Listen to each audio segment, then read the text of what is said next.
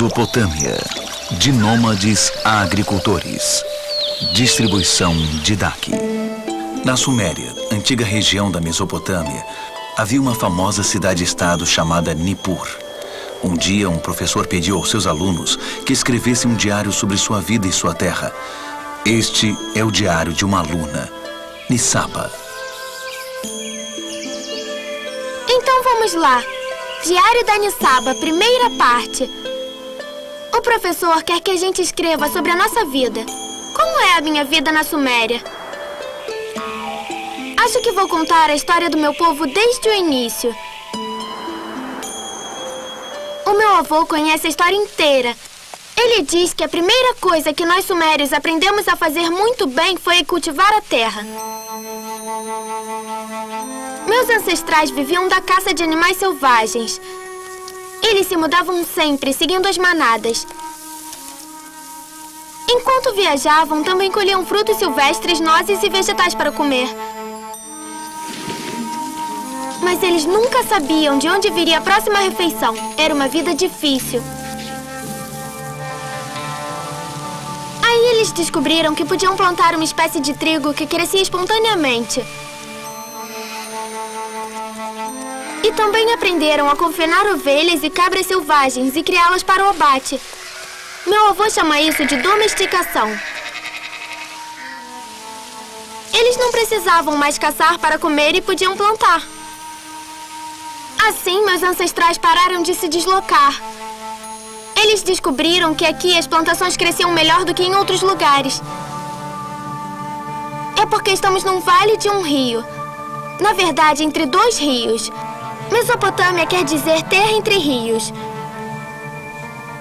Um rio é o Tigre e o outro é o Eufrates. Meu avô diz que é fácil cultivar neste vale porque o solo é muito fértil. E diz que ele é assim porque nas montanhas ao norte neva muito no inverno. Quando a neve derrete, toda a água escorre para o vale e para os rios. Aí o rio transborda e inunda o vale, deixando uma terra muito boa e excelente para o cultivo. Agora comemos muito bem. Cultivamos cevada, trigo, muitos grãos e hortaliças e frutas, como melões, tâmaras, maçãs, figos e uvas. Dos animais vem o leite, o queijo e a carne. E ainda temos muitos peixes nos rios. Quando meus antepassados começaram a plantar aqui, o maior problema deles era não saber quando haveria uma inundação que pudesse destruir a lavoura. E se a plantação sobrevivesse a isso, poderia morrer no verão, quando faz muito calor e a água é insuficiente. Mas o meu povo não desistiu. Em vez disso, inventou um meio de controlar o rio. Primeiro aprendeu a construir diques, grandes montes de terra entre os campos e o rio. São altos demais para o rio passar e assim evitam as inundações. Aí cavaram canais de irrigação nos campos. E quando as plantações precisavam de água no verão, era só abrir as comportas e deixar a água do rio entrar.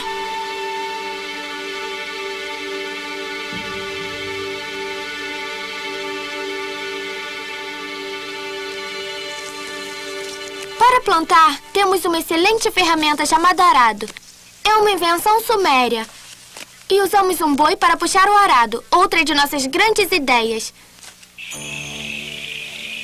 Sumerianos muito inteligentes inventaram um calendário baseado na lua e nas estrelas. Meu avô diz que antes disso ninguém havia pensado numa forma de marcar o tempo como essa. Ele nos ajuda a saber quando serão as cheias. No nosso calendário, cada ano tem 12 meses e cada mês tem 30 dias. Cada mês é representado por uma das constelações do céu, que se chama um zodíaco. Os sacerdotes consultam o zodíaco para saber em que mês estamos. E assim, sabem quando chegarão as inundações. Nós sumérios também inventamos a escrita. Meu avô diz que antigamente ninguém sabia escrever. E se não sabemos escrever, como registrar a quantidade de animais vendidos? Qual Qual a nossa opção? Pintá-los nas paredes das cavernas?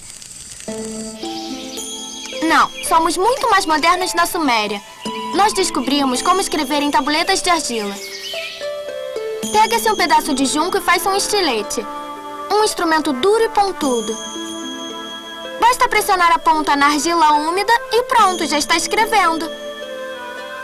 Nosso estilo de escrita chama-se cuneiforme. Com a escrita podemos registrar tudo o que fazemos. É bom porque não é preciso ficar decorando. As coisas também se tornam permanentes quando as registramos. Por exemplo, fomos o primeiro povo a escrever nossas leis. Mas acho que a melhor coisa que inventamos foi a roda. Você achava que tinha sido um povo mais antigo?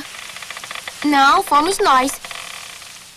Antes das carroças e das rodas, costumávamos arrastar as coisas. Era dureza. Mas, como eu disse, somos muito modernos na Suméria.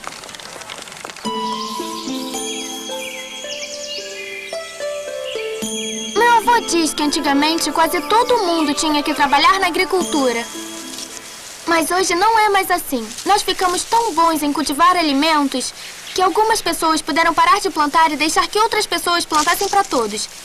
É claro que para facilitar era necessário ser vizinho. Então as pessoas passaram a morar perto umas das outras. As aldeias cresceram e viraram cidades-estado. Cada cidade-estado tem seu próprio rei e seu próprio Deus. Minha cidade-estado se chama Nippur. Fica às margens do rio Eufrates. É a cidade mais sagrada de toda a Suméria. Nippur é a cidade do deus Enlil, o maior deus da Suméria. O templo dele, o ziggurat, fica no meio da cidade.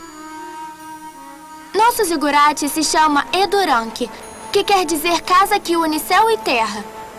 O ziggurat é uma construção alta e retangular, como uma pirâmide. Ele tem diversos andares ou plataformas.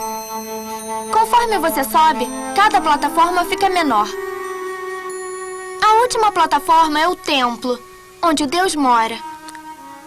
Ao redor do ziggurat ficam as casas onde os ricos moram, como os sacerdotes e os mercadores. Eles moram em casas de 2 andares. Mais além ficam as casas de 1 andar, onde os comerciantes e artesãos moram. E mais além ainda vivem os agricultores e pescadores. Os arredores da cidade pertencem à cidade-estado. Só que a maioria das pessoas vive nos limites dos muros. Nós fazemos tijolos de barro muito bem. E isso é ótimo, porque aqui existe muito barro. Pegamos um punhado de barro, colocamos em moldes retangulares e deixamos os tijolos no sol até secar. Fazemos todas as construções com eles. Esta é minha casa. Minha família mora em uma casa de 2 andares, perto do ziggurat. É porque o meu pai trabalha para o rei.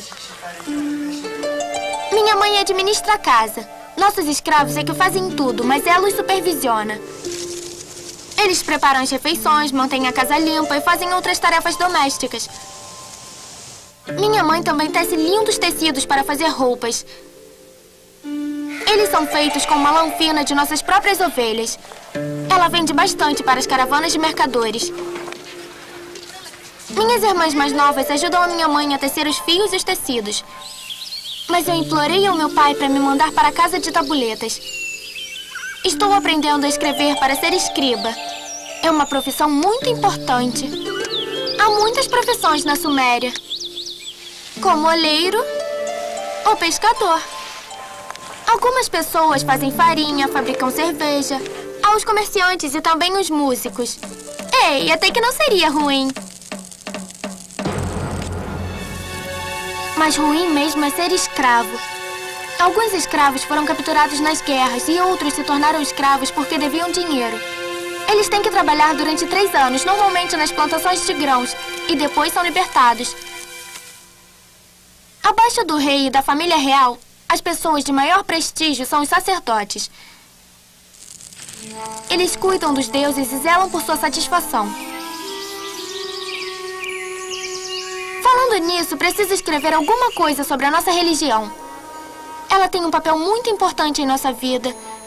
Nós cremos em 7 grandes deuses: da terra, do céu, do sol, da lua, da água salgada, da água doce e do vento. Minha cidade, Nippur, é protegida pelo deus Enlil, o deus do vento. Acreditamos que ele mora no templo no topo do zigurate. Passamos muito tempo rezando para os deuses. Muitas pessoas chegam a fazer pequenas estátuas de si mesma rezando e deixam no templo. As estátuas continuam rezando enquanto as pessoas fazem suas tarefas diárias. Os sacerdotes celebram cerimônias em homenagem aos deuses e oferecem alimentos a eles 2 vezes por dia. Meu irmão mais velho, Shug, é sacerdote no zigurate. Só os sacerdotes podem entrar lá. Shug me lembra disso sempre que pode. Nós cremos que os deuses são os donos da terra e de tudo que há nela. Então damos a eles tudo que cultivamos. Depois os sacerdotes fazem a distribuição para a sociedade, conforme as necessidades de cada um. Cada cidade-estado na Suméria tem um rei, chamado Ensi. Acreditamos que ele foi escolhido pelos deuses para governar e que os deuses fizeram as nossas leis. O rei é o juiz quando as pessoas se desentendem. É o responsável por todo o comércio com outras cidades e decide quem cultivará os campos. Ele zela para que os templos estejam em boas condições e que os devidos sacrifícios sejam feitos. Ele tem muito trabalho. Então, obviamente, precisa de muita gente para ajudá-lo. Meu pai é uma dessas pessoas e, é claro, meu irmão também, já que é sacerdote. Talvez eu trabalhe lá também quando eu for mais velha. Escribas registram tudo o que acontece durante o ano em tabuletas de argila. O rei e os sacerdotes trabalham no zigurate. Ele abriga gabinetes, oficinas e depósitos. Para sustentar o rei e os sacerdotes, o povo paga impostos o ano inteiro. Normalmente damos 2 ovelhas ou sacos de grãos. Mas nós pagamos impostos por praticamente tudo. Pagamos impostos pelos animais que criamos e pelos peixes que pescamos. Pagamos impostos até pelos funerais. Em nossa cidade, cada chefe de família é obrigado a pagar um imposto chamado encargo. Não é um imposto comum. É pago com tempo e não com bens. Os homens têm que passar um tempo trabalhando para o governo, fazendo coisas para auxiliar ou proteger a cidade. Por exemplo, meu tio trabalhou na colheita de cevada. Outros homens têm que limpar os canais de irrigação. Meu vizinho mandou um escravo fazer o trabalho por ele. Meu pai diz que a pessoa não é obrigada, mas se tiver condições, deve fazer isso. Todos os impostos vão para o rei. Eles financiam o exército, que é muito caro. E também a restauração e a melhoria da nossa cidade. Meu avô sempre diz: existem sacerdotes e existem reis, mas temos que ter medo dos cobradores de impostos. Bem, esse foi o meu capítulo de hoje. Acho que já é um bom retrato de como nós sumérios somos e vivemos.